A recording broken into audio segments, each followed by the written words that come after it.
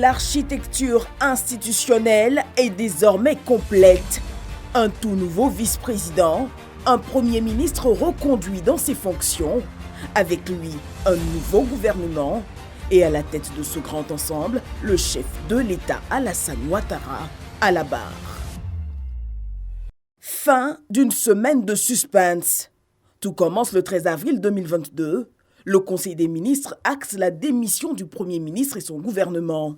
Je voudrais donc respectueusement vous présenter ma démission en tant que Premier ministre, chef du gouvernement, ainsi que celle de l'ensemble du gouvernement. Monsieur le Premier ministre, vous venez de me remettre votre démission, ainsi que celle de votre gouvernement. Je l'accepte. Les ministres doivent évacuer au plus vite les affaires courantes, s'ouvrent de longs jours d'attente au sein des populations, avec leur lot de préoccupations. Le nombre était quand même pléthorique, quand même, il faut le dire, parce qu'aujourd'hui, il faut des sous, il faut des sous, tout cela pour payer tout ce monde-là. Je pense que si on réduit quand même le gouvernement, ce sera plus efficace. Voilà, et puis on va travailler, l'État aussi pourra faire des économies. Il y a le dossier brûlant de la cherté de la vie aujourd'hui qui est une véritable épine pour l'ensemble du peuple ivoirien. On l'atteint également sur cet aspect-là. Il faut vraiment que les choses soient faites. Et nous attendons vraiment de ces nouveaux gouvernements, et surtout la paix, côté de la paix, voilà, et puis le développement aussi. C'est assez l'incivisme en Côte d'Ivoire. Il faudrait que franchement le gouvernement puisse faire un travail de fond pour vraiment éduquer la population et vraiment nous sensibiliser vraiment au respect de notre patrimoine. Dans l'attente de ce nouveau gouvernement, un congrès est convoqué à Yamoussoukro le 19 avril. La capitale politique cristallise toute l'attention pour l'adresse du chef de l'État sur l'état de la nation.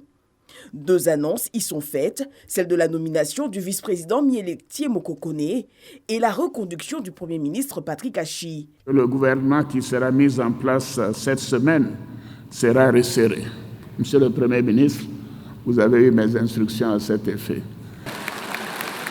Mon choix pour occuper le poste de vice-président, Monsieur Tchemoko Meïlie Kone. Avec ces annonces, les choses s'accélèrent. La prestation de serment du nouveau vice-président le mercredi 20 avril, qui met fin à 2 années de vacances de poste. Nous avions un maillon de l'exécutif qui n'était pas fonctionnel, la vice-présidence. Alors cela pouvait susciter des inquiétudes, d'autant plus que le vice-président, contrairement aux apparences, parce qu'on dit qu'il a des pouvoirs délégués, des pouvoirs que le président de la République peut lui confier ou conférer à discrétion, mais il a tout de même un rôle important dans la nouvelle architecture institutionnelle de la Côte d'Ivoire. Parce que, comme vous le savez aussi, la dévolution successorale du pouvoir présidentiel se fera désormais non pas entre deux pouvoirs, c'est-à-dire entre l'exécutif et le Parlement, mais bien entendu au sein de l'exécutif.